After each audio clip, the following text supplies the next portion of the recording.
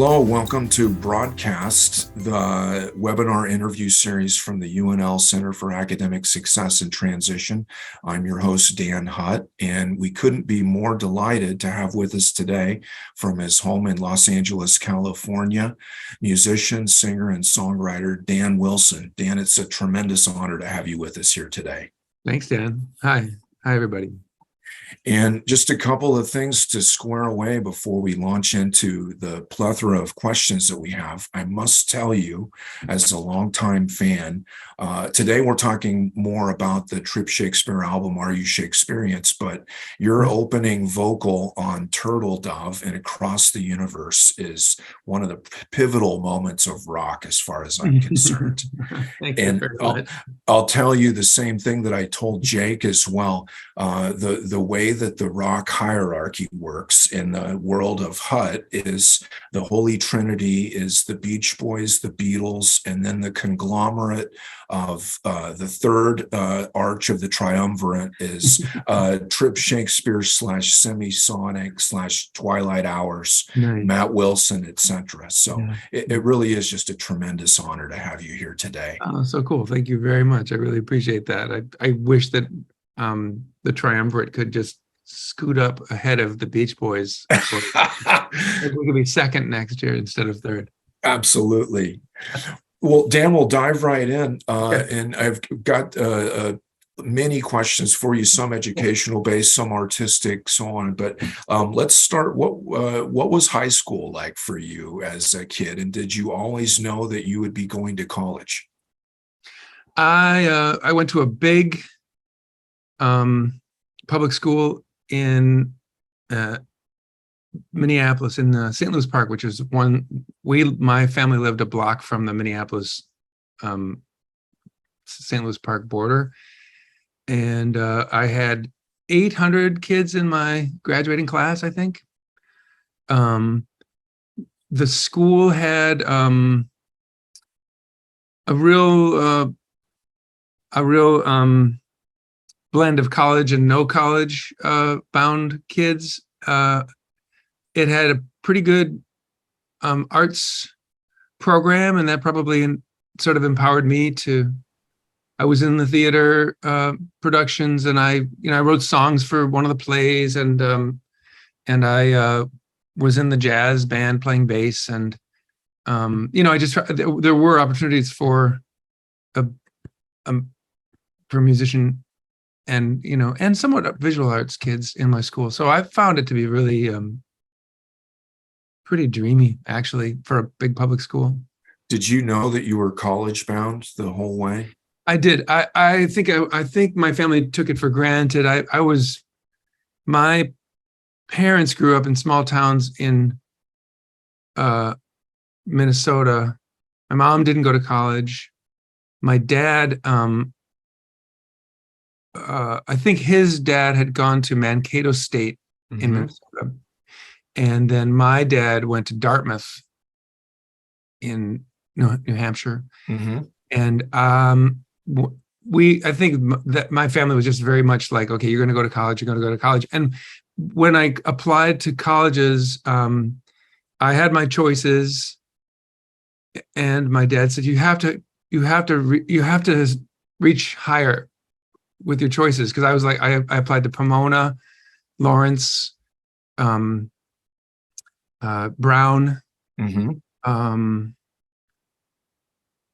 and my dad said, and Dartmouth, because of my dad. Right. And my dad said, you come on, it's not going to take you much time. Apply to Harvard and Yale just to see what happens. And so I basically surprised everyone in my school by getting into Harvard. Did you know that you were going to study the visual arts when you got there? I did. I figured I'd be in bands, but I'd be a painter. There was a painting instructor whose name now escapes me, who I had my eye on as maybe a potential mentor as a visual artist. She was very, very good, but she took a mental health leave when I became a freshman. So I toyed with the music department for a while. Mm-hmm. How would you describe your undergraduate experience, generally speaking? You lived on campus, if I'm not mistaken. I lived on campus. I I studied really hard. I'm a good boy, you know. I'm a dutiful first son. I think all my siblings are like dutiful first children. But I loved Boston actually. I went into Boston a lot from Cambridge. I went to clubs. My freshman year roommate and I made fake IDs, and so we got 2 extra years of nightclub. Wonderful. And we saw bands every weekend. I feel like I was doing seeing something, whether it was classical music or rock and roll or whatever. It sounds like a great time. It was a good time, but I studied super hard. I kind of had this impression that I was supposed to do really well in college, so I worked really hard, and I actually really enjoyed it. I took a bunch of philosophy classes. I loved those. I took a history of science classes, a couple of history of science classes, and it really helped me. It's like being a poet. You have to be in touch with the provisional or shaky nature of our understanding of reality. Mm-hmm. People are brought up in capitalism to think that we just, that things are made of bricks and gold and boom, it's done. There it is. That's what it's made of. Everyone shut up. Mm-hmm. And I think if you want to be a poet, you have to almost have the opposite view. And so those philosophical and history of science classes were great for me for that.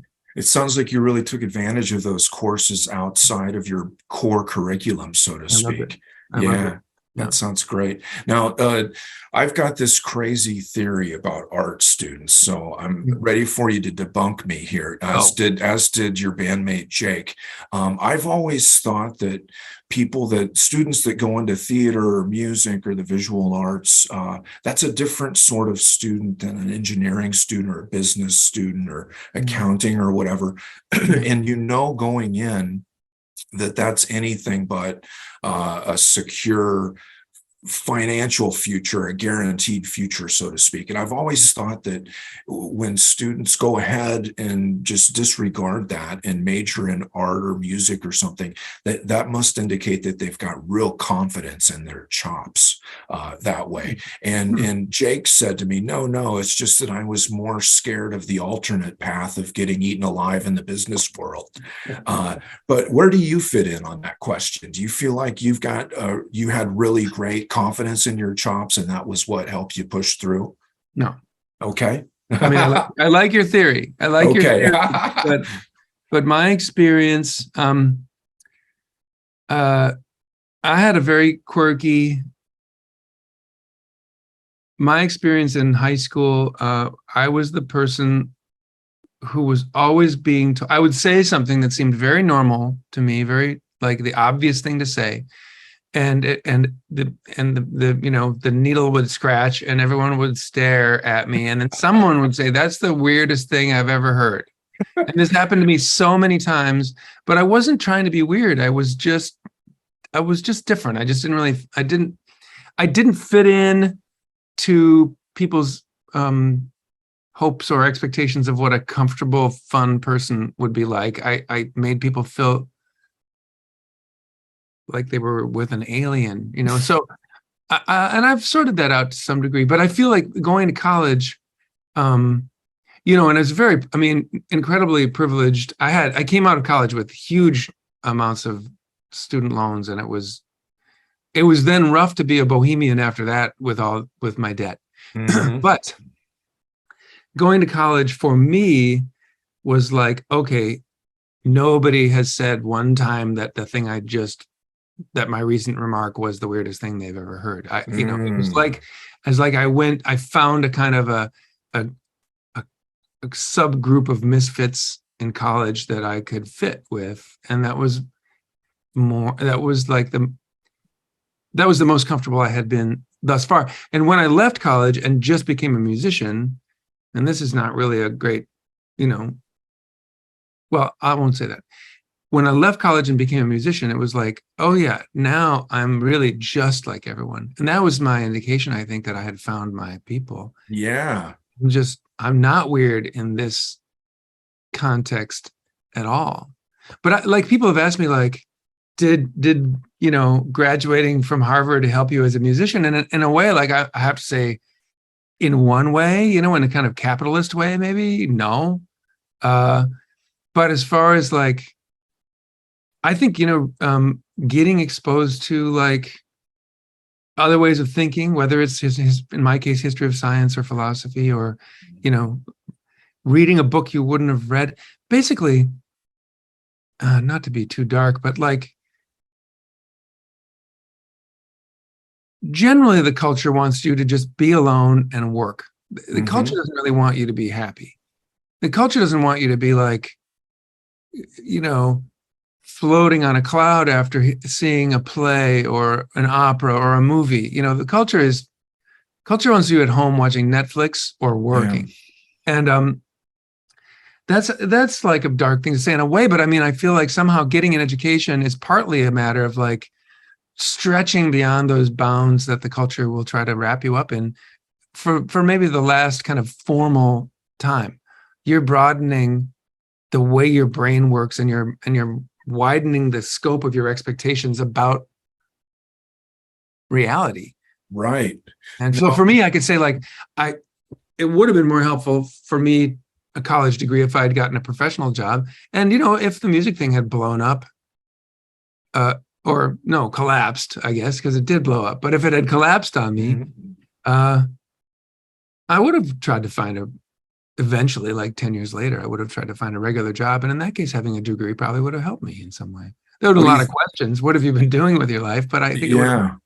What do you think you would have done if you hadn't gone down the music path? Friend of mine is a playwright. He based a character in one of his plays on me, and in the play, one character says to my character, "So if you hadn't been a big musician, what do you think you would have done as a career?" And my character goes, "I think I would have been an artist." And this is, it was a joke. It was like, oh, what a jerk. You're supposed to say I would have been a lawyer or whatever. Right. I don't know what I would have done. I wasn't really suited for many things. When you began after college and started in on music a little bit later, was it scary in the beginning, similar to like majoring in art or whatnot? Did you feel like I'm not in a secure line of work, this could fall apart at any moment? Was that scary for you?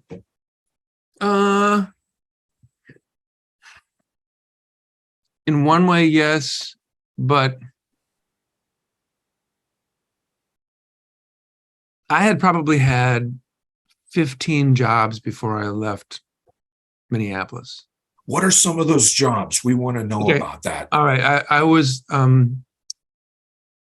for 2 school years, I scooped ice cream when I was 15 and 16. Those winters, I mowed lawns in a grounds crew, and then I shined shoes at a golf club attached to the grounds crew for most of that time. So I shined shoes. I was all at the same time. A lot of these at the same time. I was an usher at a theater. The manager of the theater was the supervisor of a big apartment complex with a huge lawn, and he hired me to mow the lawns of the apartment complex on the weekends. So I did that for a while. He tried to pay me in weed, and eventually I realized it was a scam because he's getting the weed, at wholesale and giving me joints, at high retail, and I'm basically mowing the lawn for like $4 an hour or something like that. So you were cutting grass for grass. Oh, yes. Okay. Yeah. So let's see. What else did I do? I did illustrations for a couple of magazines in Minneapolis. I was drawing pictures for them. That paid well. Anyway, when I can't even remember all I just had so many jobs. My parents were like, you need more work. You need to work more. You got to work more. You got to work more. So it was just assumed that I would have like a bunch of hustles and side hustles, So I kind of didn't have the sense, like, I had the sense, okay, if I want to be an artist and I need to live in a kind of poverty, I kind of know how to make money on a, low, at a small scale. I know how to like be employed and keep my body and soul together. So I wasn't really scared.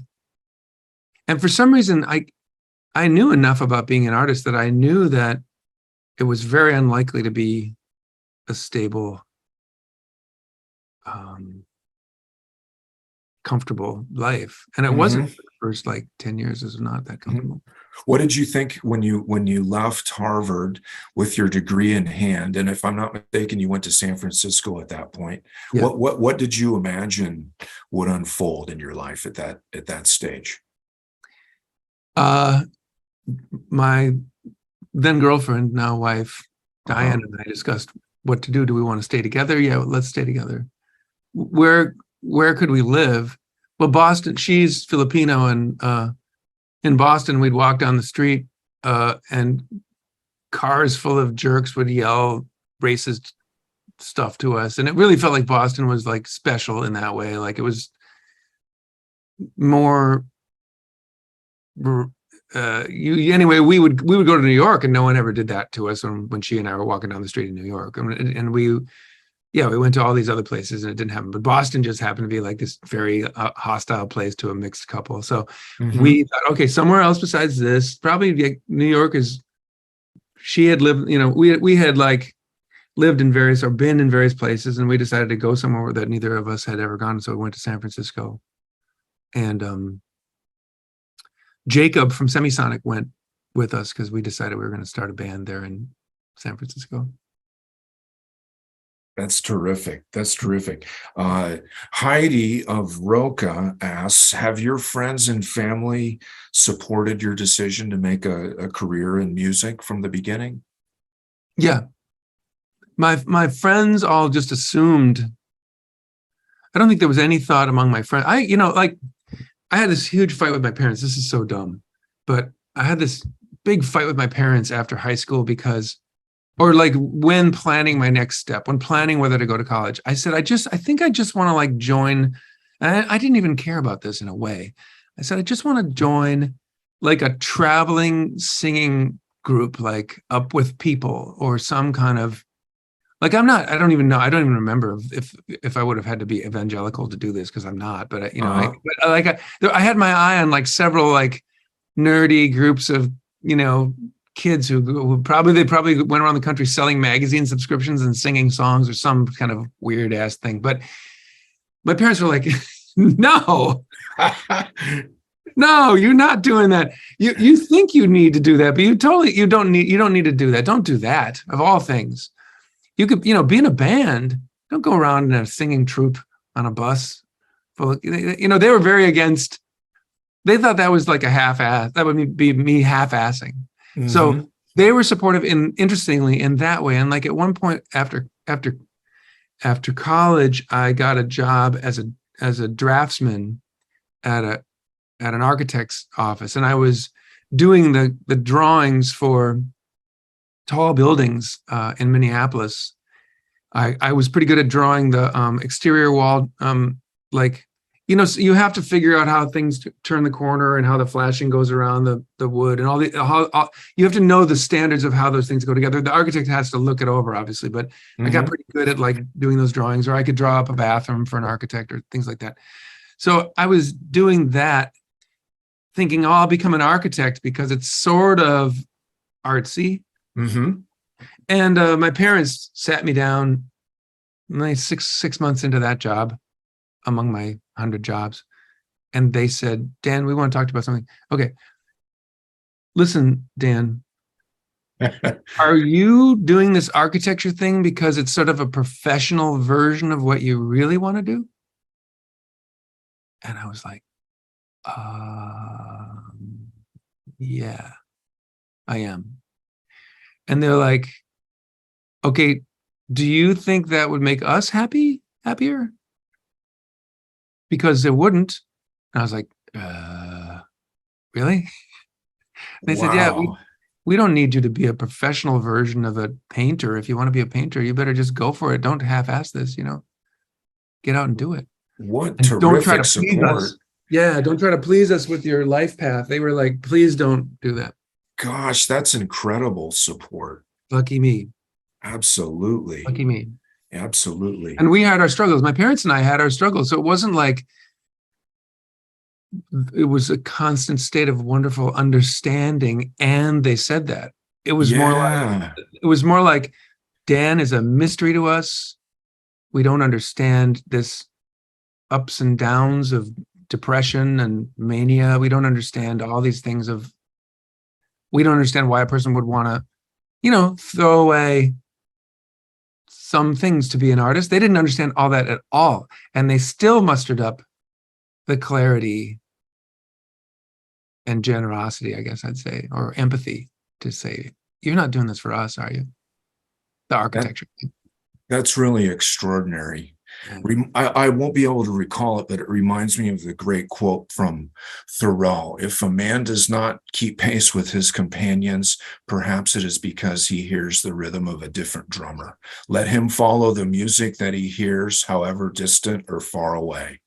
I think that's what you're talking about. That's so great. Isn't that that's good? That's my parents saying, hey, you've always marched to a different drum. You better keep listening. They knew it a long time before I did, in a way. Dan, something that that Jake writes about in his terrific book, and that I think it's territory that you also cover in your terrific postcard drawings, is about the topic of about reframing what seems to be a mistake initially. And Jake talks about this as, the goal in recording sessions isn't to get a pristine take every time. It's to get a take with feel. And you've got a couple of those postcard drawings that I just love. The one of them is stop planning and get in the pool. But I also I like the one that's directly about mistakes and just seeing them in a different way. And you use the metaphor of try writing writing a song on an instrument that you can't play. I just think that's terrific, because of course everything that you will do in that context is a mistake, so to speak. But if you don't see it in that way, then it can be really cool if you open yourself up to that. Because you're I don't know, what is the equivalent of this? Like, when I was little, we had a stucco textured ceiling when I was little. And I would look at the ceiling alone in my room, and it would slowly resolve itself into all these faces or gestures, or like a cartoon character or an animal. It was like looking at clouds and seeing a dragon or whatever. I would look for a long time at the stucco, and it would resolve itself into comical or beautiful images. And I think this is a bit of a stretch, but I think it's real. When you're jamming with somebody or when you're making music, you're kind of creating a stucco, like you're creating a messy, somewhat random series of events or texture or whatever, like a thing that isn't really organized, and it's kind of bad. Or it's kind of chaos anyway, but it's got some structure in there somewhere. And also your brain is like putting structure onto it, and you're hearing something in this mess that you're making in the jam session. You start to hear something, and you're like, wait, let's do that last thing we just did a bunch of times in a row. And to me, that's like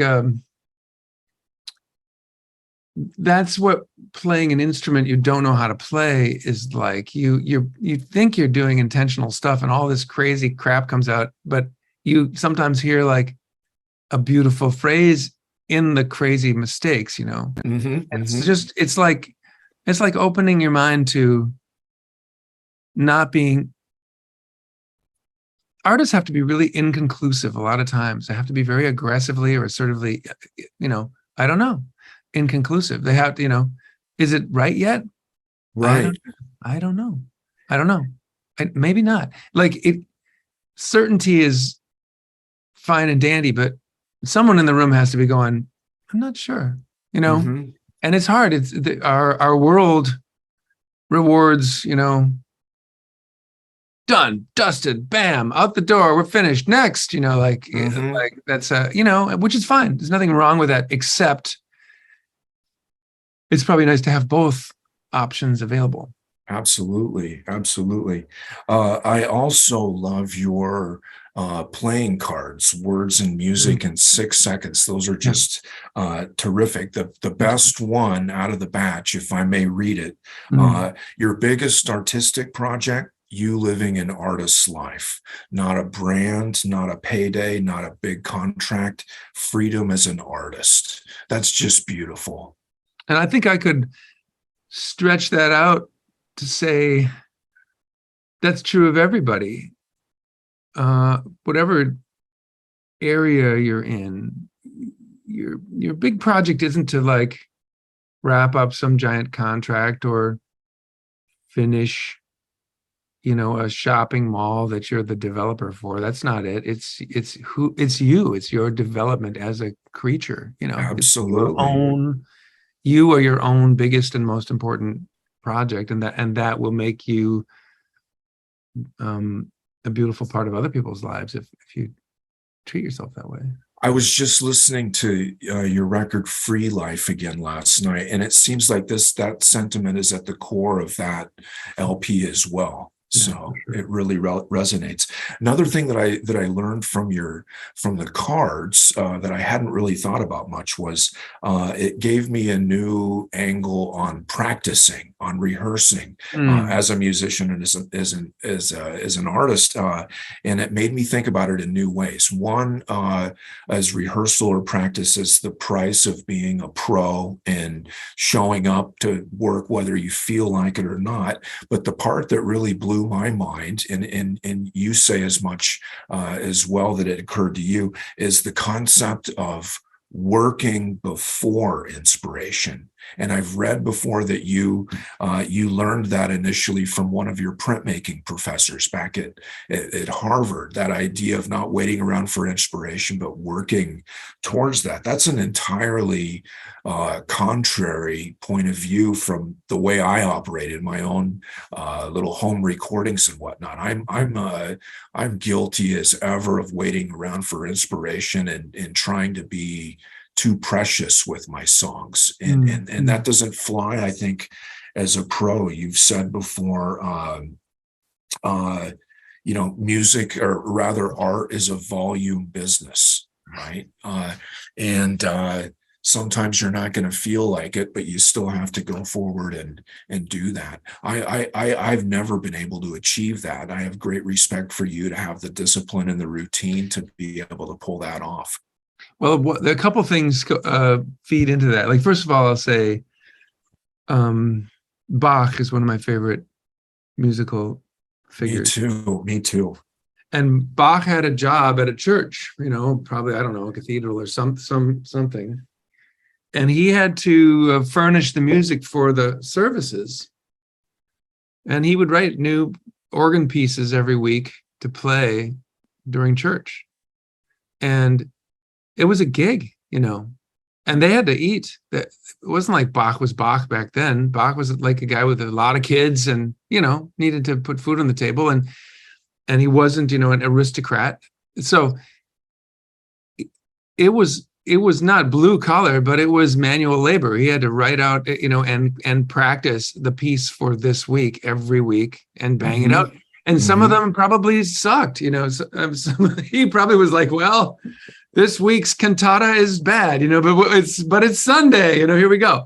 I feel like, and you've talked about that before too. It's as important to write bad songs as it is good ones sometimes. But I think it depends on why you're doing the music. Like, if it's a beautiful hobby that's enriching your life, right.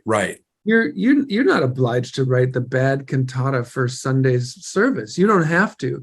But if you have set up a situation where everyone is, where you're, what's the word? If you tell everyone your plan, then they're bought in. I can't remember the word for it, but they're bought into your plan. Say, I'm going to climb Mount Everest, this year. Then everyone's like, so what happened to that Mount Everest plan? There's a certain amount of pressure from just telling everyone, and being in a band, saying, well, we need a bunch of new songs. I better write some new songs. That's like the band needs songs that they understand the couple will be bad. They will complain, but they're not like, you're not doing it for the pure joy of like writing a banger. You're at that point, you're doing it because there's a gig coming up and you only have 30 minutes of music for the gig. So right. in a way, like it's if music is a beautiful side hustle or practice for you, then you don't have to write a bad song. But writing a bad song is helpful only because it gets you out of the preciousness of like, oh, they all must be Bach. They've all got to be great. That's, first of all, that's, who cares? Yeah. I don't care if all my songs are good. Why should anyone care whether all their songs are good? And no one cares about my bad songs. People only care about my good songs. They completely ignore and disregard. Nobody says, oh, Dan Wilson, the writer of several hundred pretty middling to bad songs. No one cares. It's nobody. Yeah. But if it was my escape, right, I might be more precious about it. I might actually treat it more like, oh no, this is not good enough. I need to come up with a better idea. I think you've hit upon exactly the difference. Are you an amateur doing it for enjoyment? Are you a pro doing it for practical reasons? I think that's exactly it. Although being a professional musician for practical reasons is a very impractical thing. It's not really practical. Right. It's dumb. In a way. It's not, I think, well, let's see. From a capitalist perspective, it's dumb because it's a long shot, but it's so fun. And even failing in a regular job is probably less fun than failing to become a famous musician. It's probably more fun to try and not quite make the pinnacle in music than it is to try and succeed at many other things. At least you got the chance to go down in flames, to quote the Semisonic record. Yeah. Dan, how would you compare your songwriting process to your brother Matt? Matt is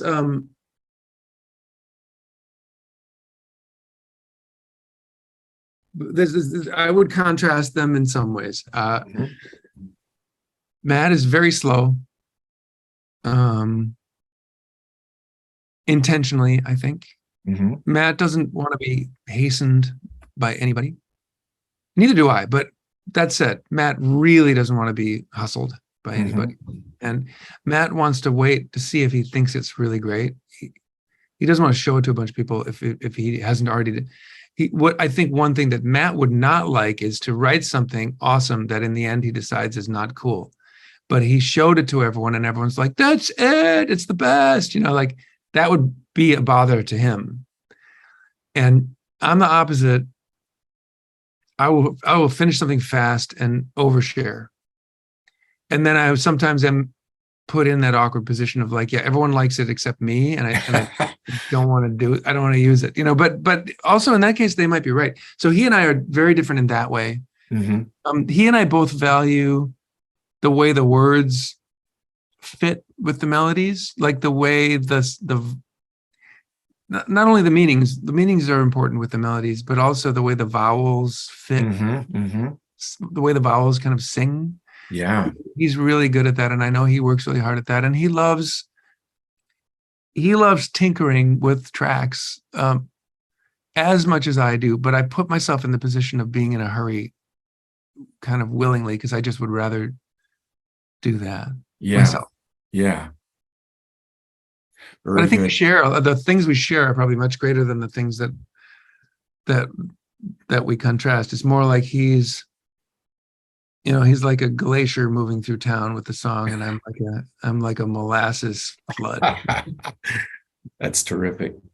I'd like to talk Trip Shakespeare a bit, if we may. Sure. And first off, is it that my students have gotten copies, magnificent copies of Are You Shakespeareanced? which is extra special for me too, because when I was their age, that was the record that came out and changed everything for me. So there's great enjoyment and symmetry for me to be able to share that with them. Does it seem strange to you that kids today in 2022 are getting turned on to Are You Shakespeareanced? Personally, maybe, yeah, but not kind of in the abstract. My younger daughter's 15, and she listens to, she's got a really eclectic taste, which includes, I don't know, she'll be playing music upstairs at our house, and she'll be playing, current day bangers, and then That's Life by Frank Sinatra, and that's even before my era, or she listens to show tunes from the 60s, and some from the 80s, show tunes from the 80s, and I think her friends all listen to like pretty eclectic stuff. So in a way, maybe I could sort of imagine some, and she and one of her friends listened to Trip Shakespeare songs, and they partly they're laughing at them because they're really outlandish. They're very silly songs in some way. Partly they think they're dope. I don't know. I have no, like, even if they're making fun, I'm just fine. They can listen all they like. Right. Would you, Jada and Ava from Omaha, Leah of St. Helena, Dante of Cozad, and Jonathan of Cary, North Carolina, would all like to hear more about the origins of the name Trip Shakespeare and what it means to you? My brother Matt named the band. Certain things were very obvious to Matt. It was very interesting for me to grow up with someone. He and I both are the kind of people where things are very obvious to us, but they weren't the same obvious things. So we always had to contend with each other's. Well, obviously, this one thing is true, and the other of us would say, no, the opposite thing is obviously true. So, but Matt had an idea that the way to name the band was to take his two favorite figures from the culture and put them together. So he said, in all seriousness, he said, I guess that would be Captain Kirk from Star Trek and William Shakespeare. and the band, and he told this to the band. I wasn't in the band yet at the time. I joined a year later or so, but he told this to John and Elaine, and at least the report is that, no, we will not be in a band named after your two heroes. We won't do it. So then Matt proposed Trip Shakespeare instead of Kirk Shakespeare. Also, Kirk Shakespeare sounds like a guy. Yeah. So they also, I think they practically were like, no, it can't be that. So Matt proposed Trip Shakespeare, partly because everybody in the band was psychedelic influenced. And a little bit druggy, so that kind of made sense. Like it's like poetic, literary songs, right? With a druggy kind of undercurrent. How about the wonderful album cover for Are You Shakespeareanced that you did? It for me, it has a real sort of Jules Verne feel to it. And I think of it as like the precursor to Matt's Descender later. But it also looks like it's like a Jules Verne cover within the Smiley Smile cover art with the jungle. To tell us more about the origins of the cover art, James of Alma says, and Cash of Papillion would also like to know about the origins of the groovy lime green color to the vinyl, how that came about. Okay. Cover art. I had painted that small picture of the whale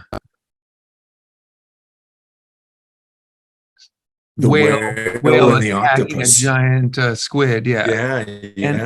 And I wanted that to be the artwork for the record, but it just didn't seem like quite enough. So I put it literally just laid it on top of another painting of mine of the jungle.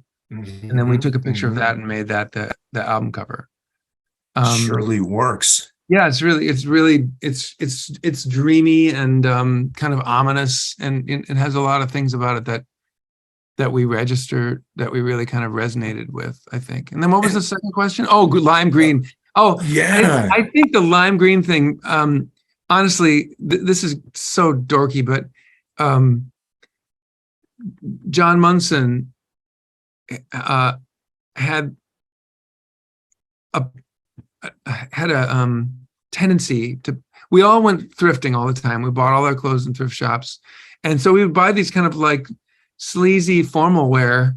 And John really liked the lime green silk suits from the 70s. Yeah. And so he was always wearing these lime green slacks, and Matt had a couple pairs of lime green shirts and lime green slacks, or, you know, like I had a whole suit that was forest green. We had a lot of weird 70s kind of green, I don't know, gangster looking silk suits. And so I think the lime green vinyl is definitely influenced by the clothes we thought were cool. That's terrific. And, you know, and it dovetails nicely with some of the themes of the record. And I really like what you said in the liner notes about the album's lyrics being about fringe Midwestern characters. I just thought that was terrific. And some of the tracks on the record are from an antagonistic point of view, notes Austin of Aurora, and it kind of gives it a little bit of, I call it melodic creepiness at times. It's like hearing Flannery O'Connor in pop music or David Lynch, but it just sounds terrific. Matt liked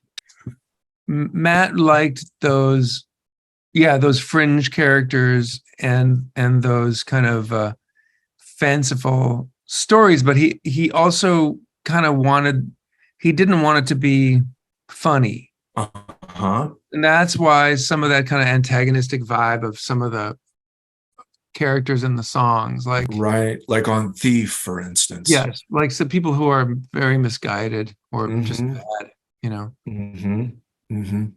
Now, speaking about the element of humor in Trip Shakespeare in general, and you've alluded to that a little bit, and I know that sometimes that's been construed over the years as kind of with certain tracks, kind of a jokey humor, maybe the Slacks or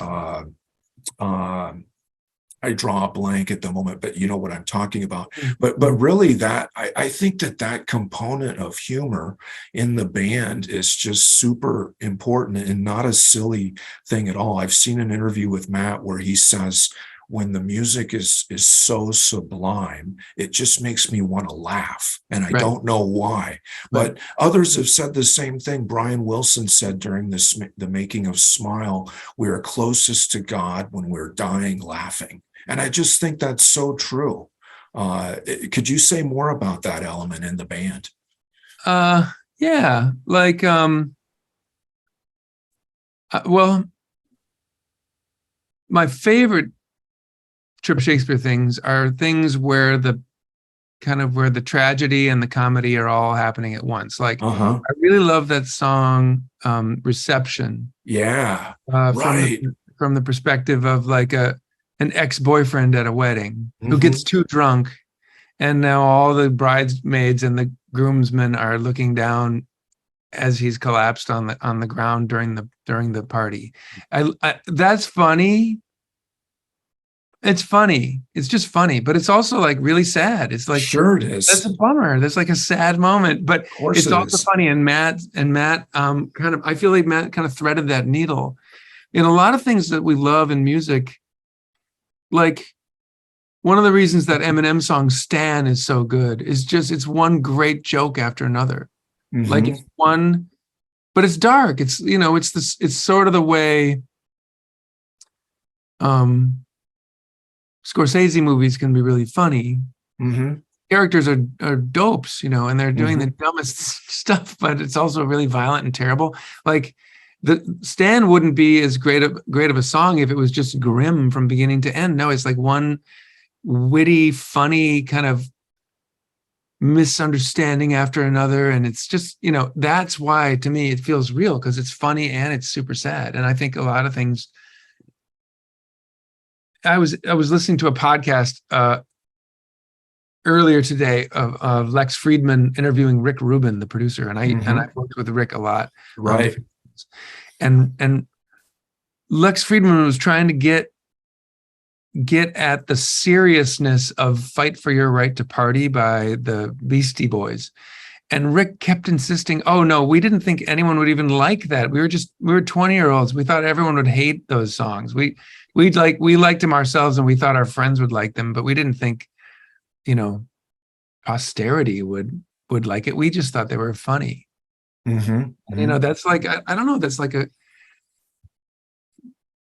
I just read Winter's Tale by Shakespeare. Yeah. I have a book club with some friends, and we read several Shakespeare plays every year. And I had never read Winter's Tale before, and it's funny. It's super sad, and it makes you so nervous because everything goes so wrong. By the end, you don't know how you're gonna survive the tension, because the next bad thing's gonna be even worse than the last one. It's really dark and spooky, but also it's kind of it's funny. It's like fizzy and light and super sad and dark at the same time. I kind of think that's a great way to go. Absolutely. Moving on to some of your work post Trip Shakespeare, and we talked about vinyl a minute ago. When Semisonic came out with your EP, You're Not Alone, I was just delighted as a vinyl lover to see it come out in vinyl that way. And not only that, but I love the detail and the nuances of it. On the record itself, the tracks aren't listed. You've got to count the grooves to figure what side of the record you're on. I just love that. How did all of that originate? How did you decide to come out on vinyl and proceed accordingly? Well, John from Semisonic was really annoyed that Semisonic made so few vinyl versions of our records. Yes, it was just in the kind of, and it was happening in the era when CDs were king and labels were trying to save money, and they felt like not enough people would want vinyl, blah blah blah, and so we ended up in this situation where John was very unhappy at our label's relentless refusal of vinyl versions of our records. So when we kind of got it all started up again and made this record, and we weren't stuck with MCA Records anymore, John was like, "Okay, please, let's make a vinyl version this time." And we did. And our designer, Todd Galapo, he's made a lot of vinyl record designs because he has worked for Blue Note and Verve at making jazz records now, and like reissues, but also current age Wayne Shorter records and things like that. So he was definitely excited. Todd was excited to make a full size vinyl design. So we all were on the same page basically. It looks terrific. It's a great record. Take us inside your library at home, Dan. How do you consume music? Vinyl, MP3, CD, all of the above? I don't have a working CD player anywhere in the house. Okay. I don't know where they are.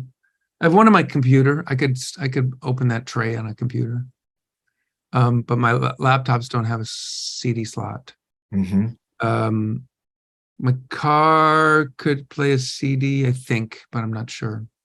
It's a 2013 Subaru Outback. Maybe it still has a CD slot in it. Maybe it might. But I don't. I just get so few CD copies of anything. Vinyl. I do listen to vinyl every couple of days. I have a an amplifier for listening to records from 20 years ago, and speakers that I got 5 years ago, and a turntable I got 3 years ago, and because my last turntable finally broke. Ah, I probably listen to vinyl jazz record twice a week, and okay. I have like the latest vinyl I have is Dawes. I think it's called All Your Favorite Bands, an Okay. album of Dawes, Okay. and it sounds amazing on vinyl. I not to be that guy, but I really like it. Yeah, And then yeah. most of the rest, I have to confess, is Spotify.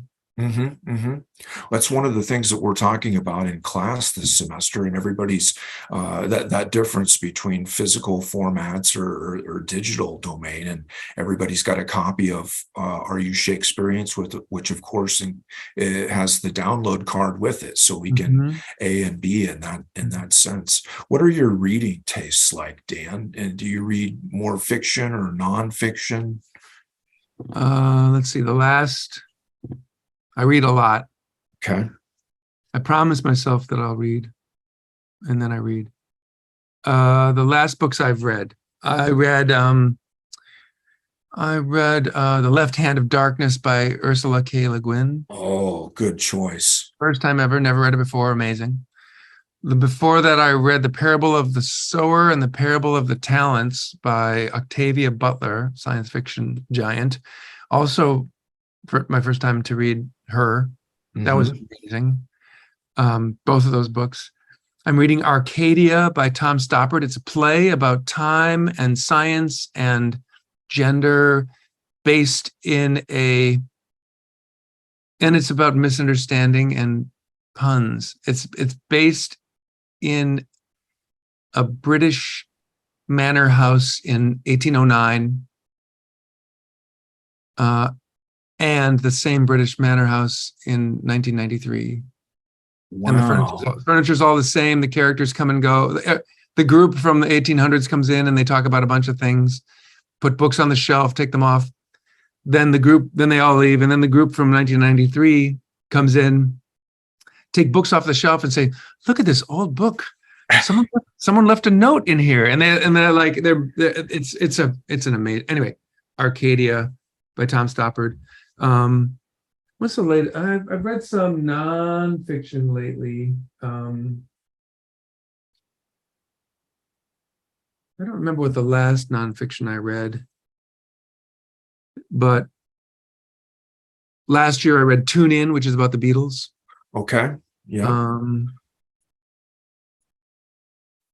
I read The Kaiju Preservation Society by John Scalzi a couple months ago. More sci-fi. I love that. That sounds great. Yeah, Terrific. I'm going to read. I have some nonfiction on my. I can't say it right. Tat Nik Han.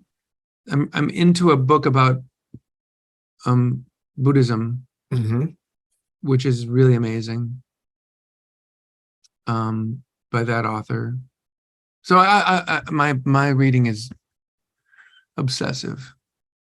That sounds great. I'm mostly a fiction guy myself. If it's not fiction, I don't believe a word of it generally. But Dan, I'm bound to ask you, and my students wouldn't let me survive without about some of the people that you've worked with before. And I'm going to list off a bunch of names here: Abigail, Savannah, Elijah, Isabel, Lexi, Bailey, Andy, Ethan, and Jonathan all want to know what it was like to work with Adele. And Gracie wants to know what it was like to work with Taylor Swift. Okay. Adele was super fun. Very, when you see her on an interview and she's cackling and being a little bit wicked, but very charming, that's exactly what she's like. She's laughing, I would say she has a hilarious laugh, and she's very witty and quick, because she's a lyricist. Of course, she's really quick, and she's kind of eclectic. For example, when we worked together, the first day we worked together, she played me a whole bunch of songs by Wanda Jackson, who was a rockabilly musician. I'd never heard of. This is before my time, and here is Adele, 20 years younger than me, turning me on to this music, maybe 25 years younger, I guess. And we listened to all this rockabilly, and then she showed me a couple ideas, and then we just kind of like launched into writing songs. And she's very quick, very I like that, I don't like that. Oh yes, let's do that. Let's, not that, let's do this. And she generates a lot of ideas. She's very, very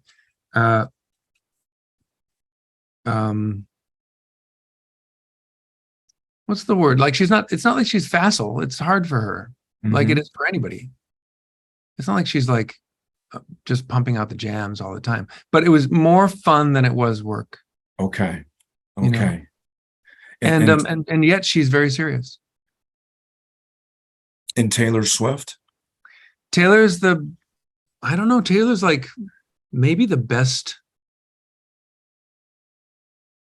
She's one of the top 5 working songwriters, and that's what it was like. I better be good. I have to be really good. On your game. Absolutely. I'm just amazed. I mean, I know you've worked with Carole King, and I think I would just be a mess trying to hold my composure sitting down with a legend like that. Is there anybody that you could conceive of working with along those lines? Paul McCartney, Brian Wilson, where it would really test your composure and you have to hold it together to get your work done? Yeah, I think the first thing I thought of was McCartney.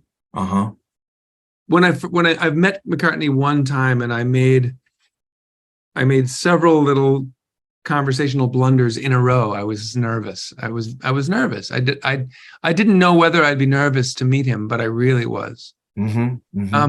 As for other people who would, I'm just like shooting from the hip and I would guess that the people I'm nervous about meeting would be just fine and dandy, like very nice, but I'd be a little, like, some artists seem so like self-directed and maybe a little bit mysterious, but also like self-contained, like how could I help them? Like if I had a session with Solange Knowles, I would feel like, why am I here? Like she could do this, like alone, but I would be excited and I'd be like, yeah, let's jam. You know what I mean? So there are definitely people out there that I would think of as like, that I might be nervous with, but I'm not sure if in any case, if it would be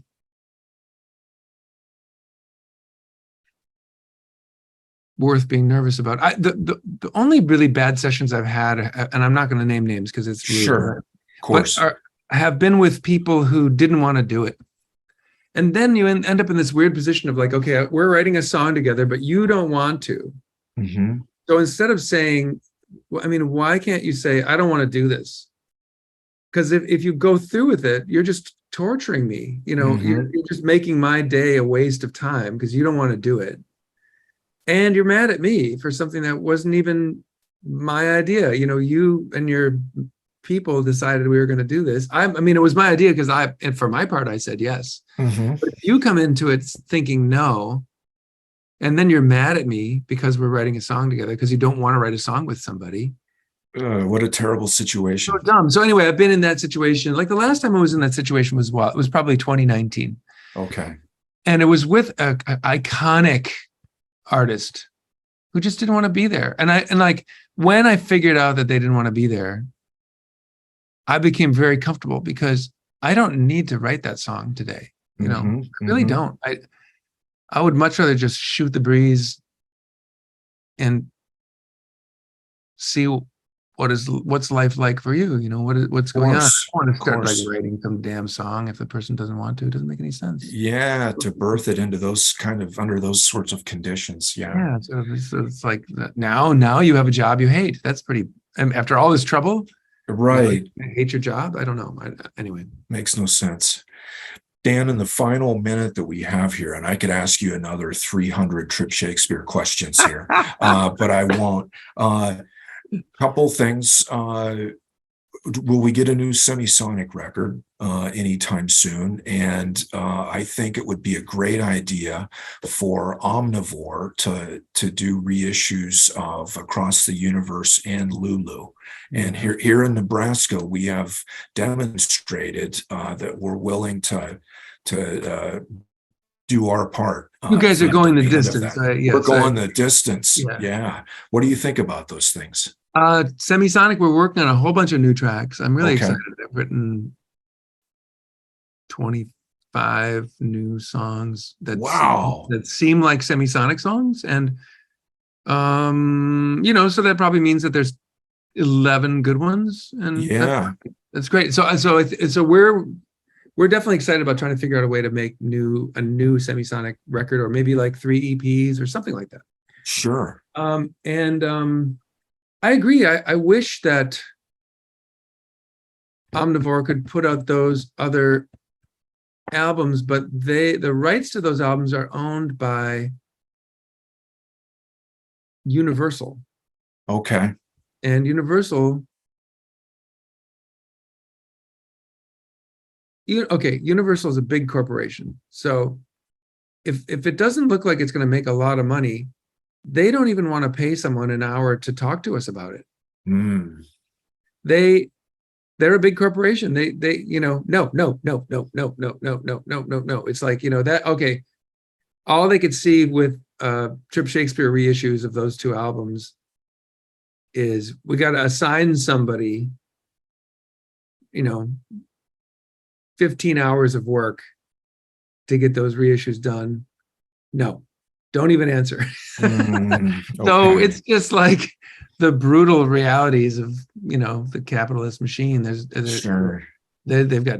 no upside in them even like saying hello to us. I'll keep working on them.